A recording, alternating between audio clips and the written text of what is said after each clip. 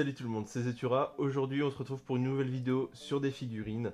Aujourd'hui sur le thème Pokémon. Donc il y a beaucoup de marques qui font des figurines Pokémon. D'ailleurs Funko Pop vient d'annoncer leur première figurine Pokémon. Ça y est, ils ont officialisé le partenariat. Il va y avoir une Funko Pop Pikachu. Évidemment le starter pack va suivre sûrement derrière. Et puis plein d'autres Pokémon. Sauf que personnellement je trouve que en pop ça rend pas super bien. Et puis il y a tellement de marques de figurines qui font justement des figurines Pokémon. Personnellement, les pop ne m'intéressent pas plus que ça. Et du coup, je me suis dit que ça serait la bonne occasion justement de vous présenter ces terrariums Pokémon que j'ai commandés au Japon, mais qui sont disponibles en France suite à mon annonce en fait sur les réseaux sociaux. En fait, voilà, j'avais commandé ça au Japon, il y en avait pour à peu près 10 € pièce, puisque voilà, il y a les frais de port, les frais de douane, etc. Et en fait, après, j'avais partagé ça sur les réseaux sociaux, sur Facebook, etc., sur les groupes de figurines. Et suite à ça, il y a deux boutiques qui en ont justement commandé, dont justement Derive Store qui les vend 13 € pièce. Donc si jamais vous êtes intéressé, vous pouvez les avoir. Je vais vous expliquer un petit peu comment ça se passe pour ça. Mais d'abord, générique.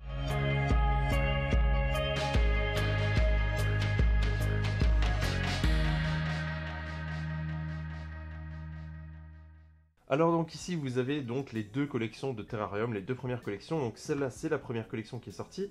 Ensuite il y a celle-ci qui est sortie. Derive Store vient de recevoir la nouvelle collection qui est une exclusivité un petit peu. Donc qui est limitée je pense un peu plus que celle-ci sur les Pokémon Sun et Moon. Donc Lune et Soleil. Donc si vous êtes fan voilà, de ces versions-là, il y a également ces Terrariums qui sont disponibles. Personnellement je préfère rester aux Pokémon classiques, aux plus anciens, et ça suffira déjà je pense. J'ai vu sur Amiami que la collection 3 allait arriver justement, donc voilà, il y a encore des nouveaux terrariums qui vont arriver, mais ici je vais vous présenter donc ces deux premières collections. Ensuite pour chaque collection, comment ça se passe? En fait vous avez 6 boîtes à l'intérieur, donc 6 Pokémon différents que vous retrouvez sur les différents côtés. Les boîtes vous les avez ici, par contre pour chaque boîte vous avez de chaque côté les 6 Pokémon et le Pokémon principal, mais vous ne savez pas ce qu'il y a dedans. Donc si vous achetez une boîte au hasard, une boîte comme ça au hasard, vous ne saurez pas quel Pokémon vous avez dedans, mais si vous achetez la boîte de 6, vous aurez les 6 Pokémon, vous serez certain de les avoir. Donc si vous voulez par exemple 3 ou 4 Pokémon, mieux vaut prendre la boîte de 6 pour être sûr de les avoir et pas tomber justement sur ceux que vous ne voulez pas. Vous pouvez au pire revendre ceux que vous ne voulez pas peut-être, mais voilà, personnellement je trouve que c'est pas encore trop cher. 10 ou 13 € pièce, c'est finalement le prix d'une Funko Pop, donc voilà, c'est pas non plus excessif. On va donc passer à la présentation des différents terrariums. On commence donc avec le premier, avec Pikachu. Donc vous voyez que c'est pas très grand, donc ça prend pas trop de place. Par contre, un gros défaut pour moi, c'est qu'il n'y a pas de peg, donc de petites tiges, pour pouvoir maintenir les Pokémon en place. Donc vous voyez que Pikachu ici, voilà, juste en le tenant, il tremble un petit peu.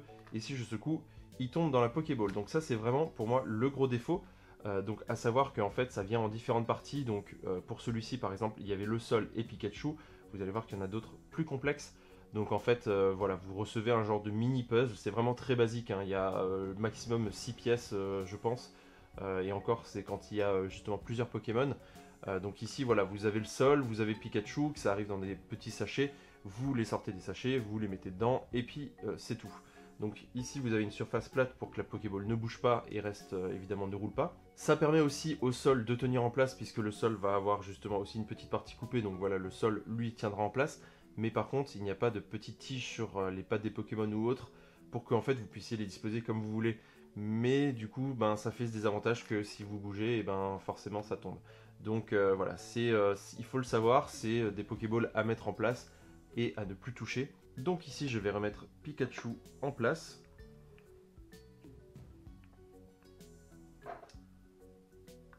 Et je vais le disposer, donc je vais le mettre là en bas. Ensuite, on retrouve Loclas, donc ici, qui est déjà un peu plus sympa, un peu plus travaillé que Pikachu, puisqu'en fait, vous avez ici une bulle qui représente l'eau, également un socle par-dessus. D'ailleurs, celui-ci tient beaucoup mieux, puisqu'en fait, dans l'eau, il y a des creux, en fait, pour mettre le Pokémon en place, ce qui fait que lui, il est vraiment en place, il ne peut pas bouger, vous voyez. Par contre, la seule chose qui peut bouger, c'est en fait le fond, puisque au fond, on a une petite plaque de sable en fait avec des petits rochers et on avait des petites algues à mettre dedans. Donc voilà, ça donne un effet un peu plus sympa puisque voilà, on voit le fond de l'eau avec les algues, les rochers et tout, et le Loclas par-dessus. Donc celle-ci est très sympathique. Et ensuite le Loclas, en fonction de comment vous pouvez le disposer, vous pouvez bouger tout le socle, finalement faire tourner tout le socle pour que le Loclas soit par exemple de côté. Ensuite on a Ronflex ici aussi, donc un peu plus de travail. On a l'eau avec le pont qu'on devait clipser sur l'eau en fait directement, une petite fleur et le ronflex évidemment qui se pose en plein sur le pont et qui bloque le pont. Il me semble que c'était comme dans le premier jeu, il y avait le ronflex qui dormait sur le pont et on pouvait pas passer tant qu'on n'avait pas une certaine capacité pour pouvoir le réveiller. Ou alors c'était un événement qui le réveillait, je sais plus. Et en fait le ronflex il a un dos un petit peu arrondi, ce qui fait que vraiment celui-là aussi il tient pas mal plus en place puisque vous avez ce pot arrondi de la même façon que le ronflex, donc celui-ci ne bouge pas trop non plus. Alors évidemment on peut quand même le faire pencher d'un côté ou de l'autre du pont, mais par contre ça bouge beaucoup moins que le Pikachu quoi. Et personnellement celui-ci ça fait partie de mes préférés parce que j'adore, je trouve ça vraiment représentatif du jeu avec ce ronflex qui bloque le pont. Du coup je trouve que ce terrarium est vraiment super cool. Ensuite un autre du starter pack, Bulbizarre, celui-là on pouvait pas passer à côté. Il est également assez simple par contre.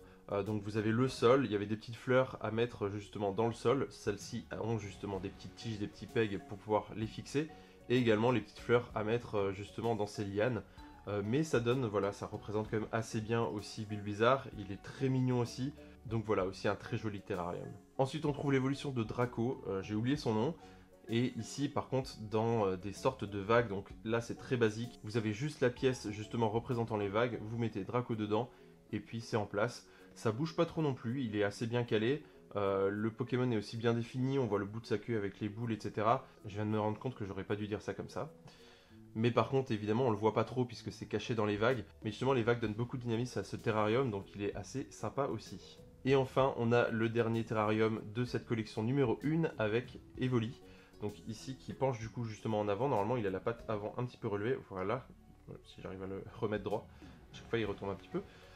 Donc en fait vous pouvez, voilà vous voyez ça tient très mal celui-ci, donc en fait vous avez ici un petit parpaing de terre avec des fleurs et le sol, à savoir que en fait ici dans le sol se cache un petit topiqueur, donc voilà il y a des petites choses comme ça parfois cachées, ici vous voyez un petit peu, voilà donc on a ce topiqueur qui est caché.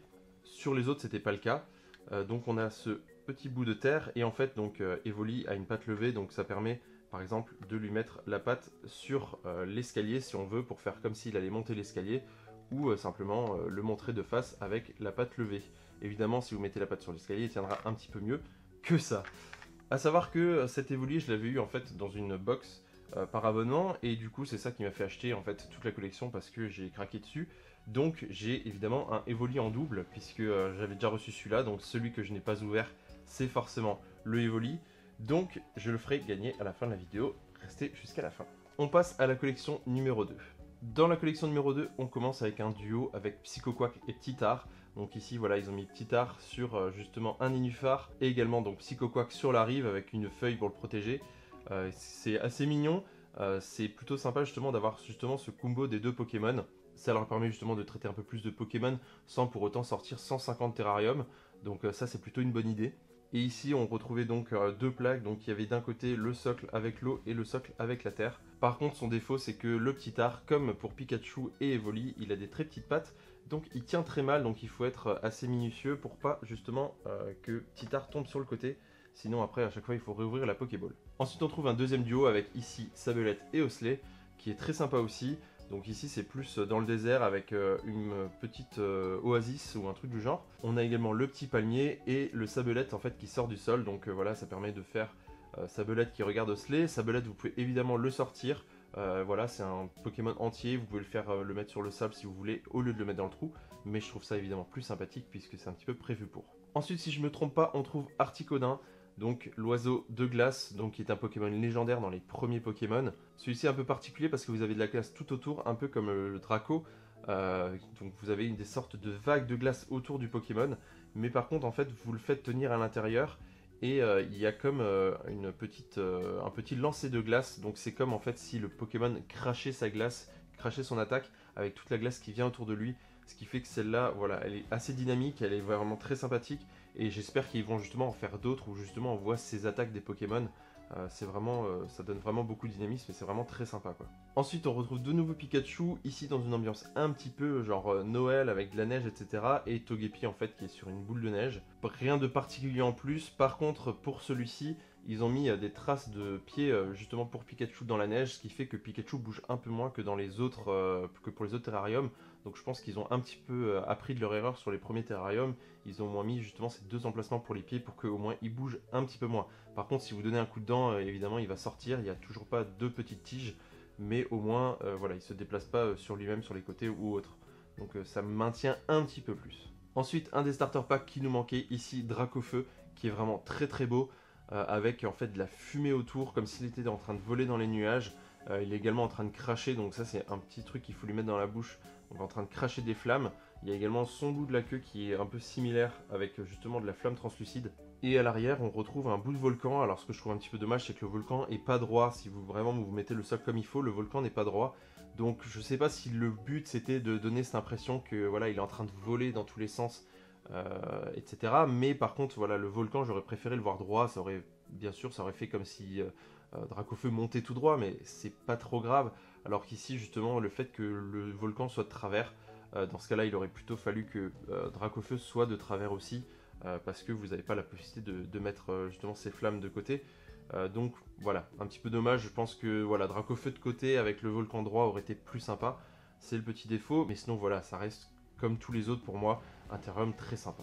Et on arrive au dernier, évidemment il manquait, puisque on a fait quasiment tous les starter packs, il manquait le petit Carapuce. Ici qui se baigne dans l'eau, qui s'amuse à cracher de l'eau en haut avec une petite cascade dans le fond qui coule. Donc vraiment il y a pas mal de travail sur ce petit terrarium. Assemblage comme les autres très facile, vous avez juste besoin de mettre le petit jet d'eau dans la bouche. Également donc il y a le fond d'eau et la pierre avec la petite cascade à coller. Mais voilà, c'est très basique, c'est que du clips, il n'y a pas besoin de faire plus. Et personnellement j'adore Carapuce, donc forcément j'adore ce terrarium. Je sens que certains vont le demander, donc pour le petit support en escalier, je vous ai mis le lien dans la description si vous voulez l'acheter. C'est disponible sur Amazon et c'est pas trop cher. Donc voilà pour ces 12 terrariums. Donc comme je le disais, il va y avoir un petit Evoli à gagner. Donc comme d'habitude, je vous mets le lien dans la description. Ça vous permet d'aller sur une page où vous pourrez faire différentes participations via Twitter, Facebook, etc. Vous avez juste à cliquer sur les différents boutons, à être sûr de suivre la chaîne. Et ça vous permettra donc d'avoir différentes entrées pour le concours. Sur ce, j'espère que vous avez apprécié découvrir ces petits terrariums. N'hésitez pas à mettre un pouce bleu si vous avez apprécié la vidéo, à la partager sur les réseaux sociaux. Et on se retrouve bientôt pour une autre vidéo. Salut tout le monde.